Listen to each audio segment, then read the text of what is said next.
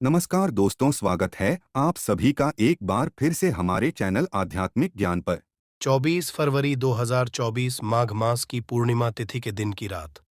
सोने से पहले दिया का यह उपाय करेगा आपको धनवान। यह एक अद्भुत उपाय है। इस पवित्र मौके पर माता लक्ष्मी जी के आशीर्वाद से ही नहीं, बल्कि आपके जीवन में धन की वृद्धि होगी और आप करोड़पति बन जाएंगे। आपका घर खुशियों से भर जाएगा और आपकी सभी मनोकामनाएं पूरी होंगी। इस दिन आपकी पूजा और साधना क्रिया का विशेष है, क्योंकि शास्त्र यह लिखा है कि माघ पूर्णिमा के दिन माता लक्ष्मी जी धरती पर वास करती है और उनकी से ही भक्तों पर अद्भुत आशीर्वाद बरसता है। आप वेद पुराण के अनुसार एक दीपक को पूर्णिमा की रात रखें और उस प्राचीन उपाय को अपनाएं, तो शीघ्र ही आपको माता लक्ष्मी जी का आशीर्वाद हासिल होगा। इस छोटे से उपाय को करने के पश्चात आपके जीवन में धन की वर्षा होगी और आपके जीवन के सभी क्षेत्रों में सफलता मिलेगी। आपके जीवन में वाले धन में वृद्धि होगी और आप सभी कार्यों में समृद्धि हासिल करेंगे। इस माघ पूर्णिमा के उपाय से न केवल आपके जन्म जन्मांतर की गरीबी, परेशानी और कष्ट दूर होंगे, बल्कि आपके जीवन में नए रूप से समृद्धि और सफलता का सफर शुरू होगा। धन का आगमन होने से आपकी आर्थिक स्थिति मजबूत होगी और आप दिन रात कमाई करेंगे। इस उपाय के अलावा इस जरूरी दिन को ध्यान से बिताए और माता लक्ष्मी पूजा अथवा ध्यान में रहे माघ पूर्णिमा का यह विशेष दिन आपके जीवन में नए और समृद्धि की ओर पहुंचने का एक अद्वितीय अवसर है। धन और समृद्धि के साथ साथ इस दिन को आप आत्मा के साथ मेल करने और अपने आत्म विकास में समर्थ बनने का भी एक अद्वितीय अवसर मान सकते हैं। इस पवित्र दिन को सत्य, न्याय और दया के साथ गुजारने से आपका मानवीय और आध्यात्मिक विकास होगा। माघ पूर्णिमा के इस जरूरी अवसर को सही रूप से मनाकर आप न शीर्ष से केवल धनी बनेंगे, बल्कि आप अपने मन संतुलित, खुशहाल और आत्मनिर्भर बनाएंगे। ये दिन आपके जीवन को सार्थकता और उद्दीपन की हो सकता है और नए सपनों की ऊंचाइयों तक आपका मार्ग प्रकाशित कर सकता है। मार्ग शीर्ष पूर्णिमा के इस शानदार मौके पर धरती पर भगवान विष्णु के एक अद्वितीय अवतार भगवान धन्वंतरी का उत्सव भी होता है। इस अवतार की पूजा करने से आपको रोग मुक्ति, आरोग्य और दीर्घायु कठिनाई का सामना की शक्ति मिलती है। इस दिन वृत्तियों में सफलता हासिल करने के लिए भी माघ पूर्णिमा का जरूरी रोल होता है। यह आपको व्यापार और कर्म क्षेत्र में उन्नति की ओर प्रेरित कर सकता है और आप अपने स्थानीय समुदाय में भी सकारात्मक परिवर्तन ला सकते हैं। माघ पूर्णिमा के अद्वितीय माहौल में आप अपनी आत्मा को समर्थ, नीति, निष्ठ और साहस बना सकते हैं। ये समय है प्रधान और सुधारों के लिए और अपने समर्थन के माध्यम से अपने प्राकृतिक गुणों को खोज सकते हैं। सारी शक्ति समृद्धि और आत्मविकास के साथ इस माघ पूर्णिमा को एक सांस्कृतिक, आध्यात्मिक और आर्थिक रूप से समृद्धि और सफलता का नया आरंभ बनाए। माघ पूर्णिमा पर कई दुर्लभ संयोग बन रहे हैं। ऐसे में इन दो जगहों पर चुपचाप दीपक जलाकर छोड़ दें। इससे मृत्युदंड, पितृदोष, महाकाल, सर्प दोष, नजर दोष, शनि, राहु सब कुछ होगा खत्म। किस्मत चार चांद, महालक्ष्मी दौड़ी दौड़ी चली आएंगी, कंगाल भी होंगे। धनी दोष तो आज हम आपको बताएंगे। दीपक जलाने के इतने ज्यादा फायदे आपको अपने जीवन में मिलते हैं और किस तरह आपको दीपक जलाना चाहिए, कौन सी दिशा में, जिससे आप बहुत ज्यादा तरक्की हासिल कर सकें और अपने जीवन में सभी बाधाओं को खत्म कर सकें।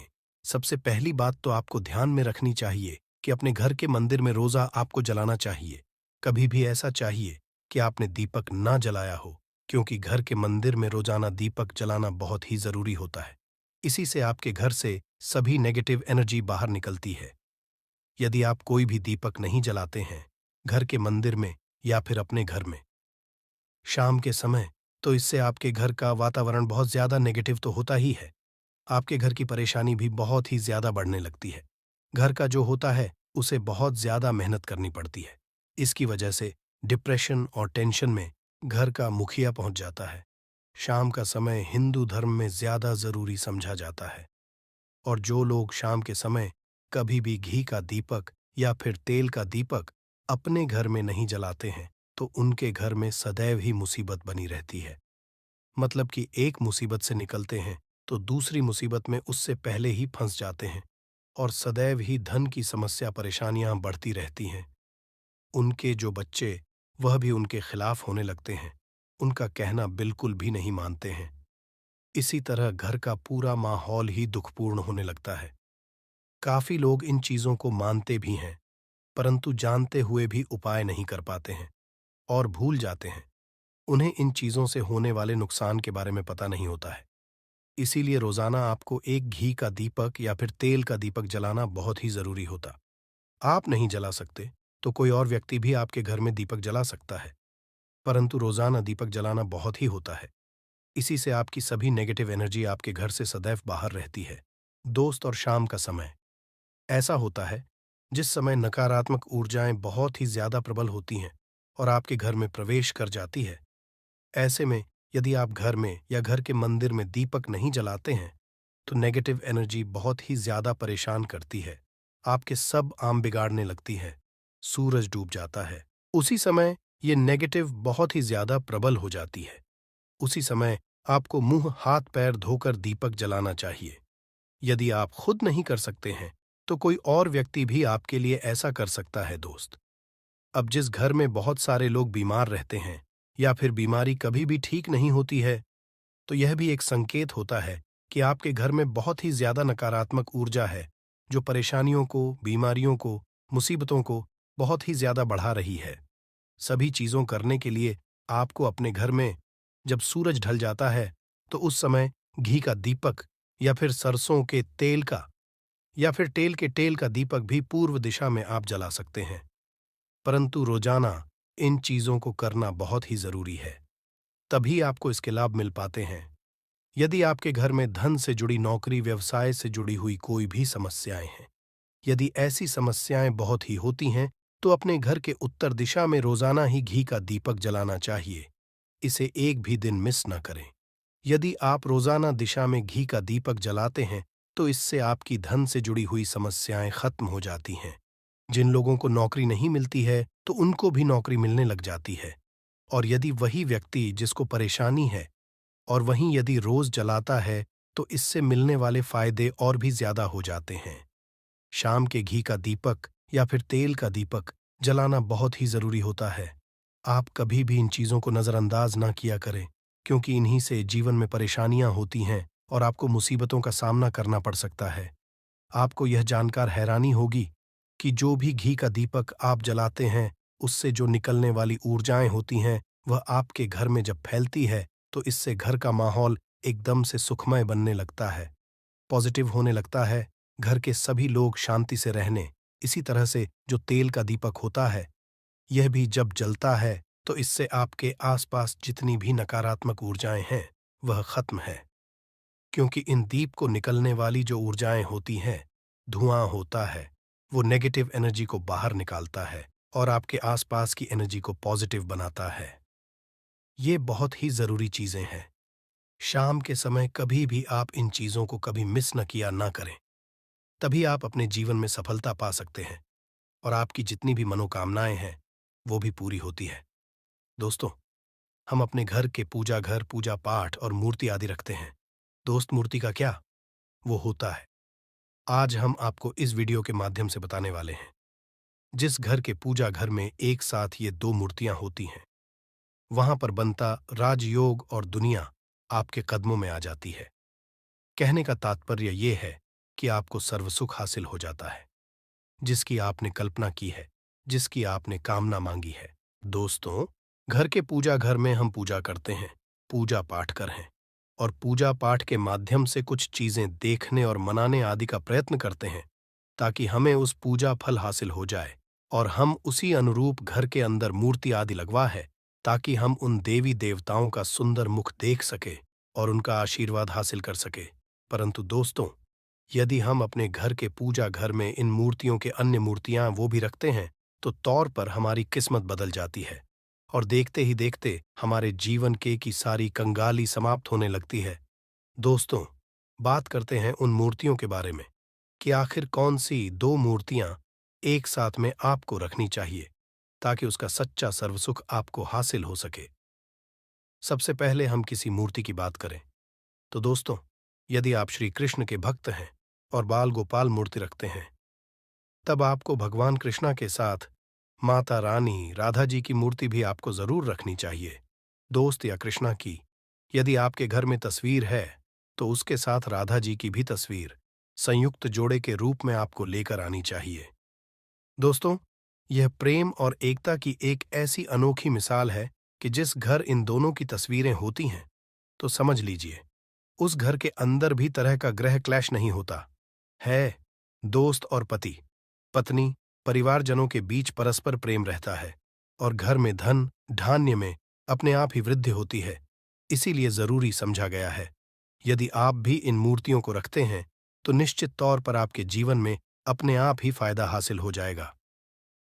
दोस्तों, कई लोग अपने घर में माता लक्ष्मी की पूजा करते हैं तो सोचते हैं कि भगवान विष्णु की भी पूजा करें या ना करें, या फिर उनकी मूर्ति साथ में रखें या ना रखें। तो सदैव भगवान श्री विष्णु जी और लक्ष्मी की पूजा आपको एक साथ करनी चाहिए। दोस्त, देवाधिदेव महादेव भगवान विष्णु और भगवान ब्रह्मा जी, तीनों देवताओं सर्वशक्तिमान देवता समझा गया है और त्रिदेव में भगवान विष्णु जी को पूजा जाता है। तो यदि आप अपने घर की पूजा घर में लक्ष्मी नारायण जी की संयुक्त रूप में पूजा करते हैं, निश्चित तौर पर आपके घर में दिन दुगनी रात चौगुनी वृद्धि देखने मिलती है। दोस्त, तो इसीलिए आप विष्णु जी के साथ माता लक्ष्मी जी की पूजा करें। यदि माता लक्ष्मी की अकेली तस्वीर है तो आपको उनके बाएं तरफ भगवान श्री गणेश, भगवान श्री कुबर जी की मूर्तियां तस्वीर अपने घर के में जरूर लगानी चाहिए। यदि आप माता लक्ष्मी जी के बाएं तरफ भगवान श्री गणेश जी की मूर्ति लगाते हैं या तस्वीर लगाते हैं तो आप निश्चित तौर पर लाभ हासिल होता है और देखते ही देखते जीवन के अंदर की कंगाली समाप्त होने लगती है और धन हासिल के लिए आपको लक्ष्मी गणेश जी की संयुक्त रूप से पूजा चाहिए। समझा जाता है माता लक्ष्मी धन देती है तो भगवान श्री वृद्ध सिद्ध का भंडार और वृद्ध का विकास करते हैं। इसी वजह की पूजा बहुत जरूरी मानी गई है। दोस्त, तो कई लोग पूछते हैं कि अपने घर में हनुमान जी की तस्वीर या मूर्ति रखें या ना रखें, या उनकी पूजा करें या ना करें। दोस्तों, आपको निश्चित तौर पर हनुमान जी की अन्य देवी देवताओं के साथ में भी आप मूर्ति या तस्वीर रख सकते हैं। किसी तरह की दो राय नहीं है कि आपके ऊपर हनुमान जी क्रोधित होंगे या नहीं होंगे। दोस्त, इसके अलावा आप प्रभु श्री रामा की तस्वीर भी अपने घर की रखते हैं तो आप हनुमान जी की तस्वीर रखें या ना रखें। हनुमान जी के निमित्त किसी भी तरह की पूजा या पाठ करना हो तो बहू श्री रामा से कहें। भगवान श्री रामा के प्रिय भक्त हनुमान जी हैं और निश्चित तौर पर आपको उतना ही आशीर्वाद हासिल होता है जितना कि आपको हनुमान जी की मूर्तियां का पूजन करने से होता है। या फिर आप क्या करें, श्री राम दरबार की अपने घर में लेकर आए और श्री रामा दरबार की तस्वीर का पूजन करें, या उनकी मूर्ति या उनके किसी तरह की कोई चीज आपके पास है तो आप उनका पूजन करें।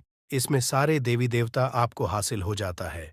हनुमान जी से लेकर माता सीता, भगवान श्री राम और अन्य देवी देवताओं का भी आशीर्वाद आपको हासिल हो जाता है।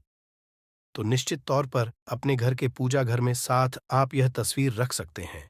आपके जीवन में राजयोग हासिल हो जाती है। दोस्त, इसी तरह यदि आप अपने घर के पूजा घर में या किसी अन्य स्थान पर यदि कोई तस्वीर रखना चाहते हैं और उसे अपने घर में लाभ हासिल करना चाहते तो अपने घर में या पूजा घर में आपको निश्चित तौर पर त्रिदेव की तस्वीरें या मूर्ति एक ही स्थान पर लाकर जरूर रखनी चाहिए। ब्रह्मा, विष्णु और महेश, इन तीनों की संयुक्त रूप से इनकी एक साथ अपने घर के मंदिर में या अपने घर में कहीं लाकर रख देनी चाहिए। समझा जाता है कि इन तीनों देवताओं के एक साथ दर्शन करने मात्र से हमारे बड़े से बड़े विघ्न और बड़े से बड़े कष्ट ऐसे ही समाप्त हो जाते हैं।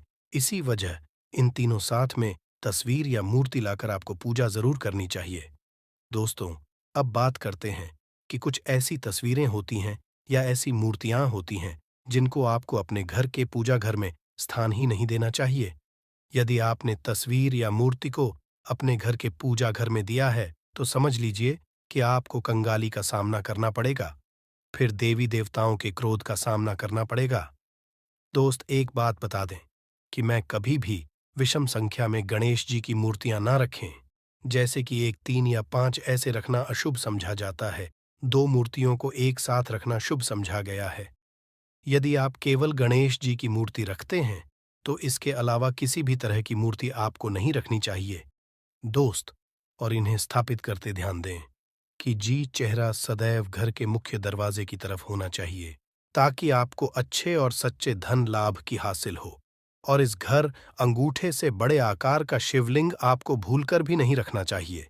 सदैव एक छोटा सा शिवलिंग रखें और इससे ज्यादा शिवलिंग आपको नहीं रखना चाहिए दोस्त। वैसे तो आपको अपने घर में शिवलिंग रखना ही नहीं चाहिए। उसके पश्चात भी यदि आप रखते हैं तो अंगूठे के आकार से बड़ा शिवलिंग आप नहीं रखना चाहिए।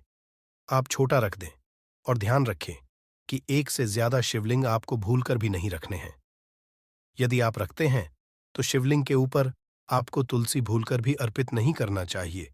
यदि आपने शिवलिंग रख लिया है और उस पर तुलसी अर्पण कर दी है तो देवी देवताओं के क्रोध का आपको सामना करना पड़ेगा दोस्त। मंदिर में सदैव यदि आप हनुमान जी की तस्वीर रखना चाहते हैं, आप हनुमान जी के अनन्य भक्त हैं, तो बैठे हुए की मूर्ति ही रखें। बजरंग बली रुद्र भगवान शिव के अवतार हैं, उनकी भी शिवलिंग की तरह ही रखें।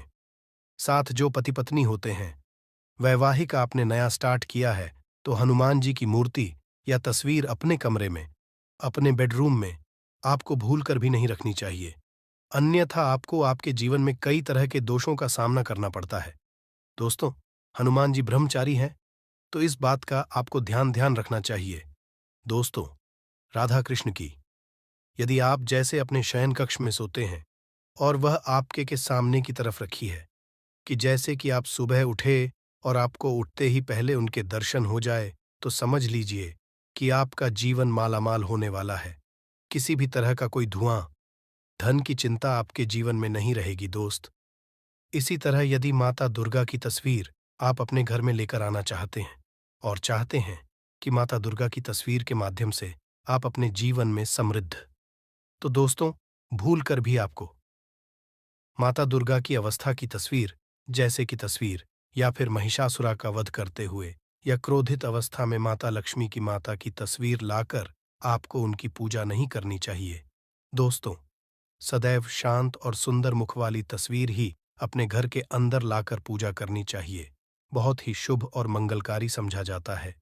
दोस्त, इस बात का ध्यान रखें कि यदि आप अपने घर में मूर्तियां रखते हैं तो आपको भूल कर भी टूटे हुए हैं चावल नहीं चढ़ाने चाहिए। आप हल्दी में चावल को पीला करके ही वह चावल चढ़ाएं, परंतु टूटे हुए चावल आपको भूलकर भी माता लक्ष्मी को या अपने घर में देवी देवता को नहीं चढ़ाने चाहिए। दोस्त तरह इस बात का भी ध्यान रखें कि अपने घर के मृत परिजनों या पूर्वजों को मंदिर में स्थापित ना करें। ऐसा करना अशुभ समझा जाता है और यदि आप ऐसा लगातार कर रहे हैं तो निश्चित तौर पर आपके परिवार के ऊपर दोष लग सकता और पितरों का भी दोष लग सकता है। पूजा एक अलग स्थान पर की जाती है, घर के मंदिर में उनको स्थापित नहीं किया जाता है।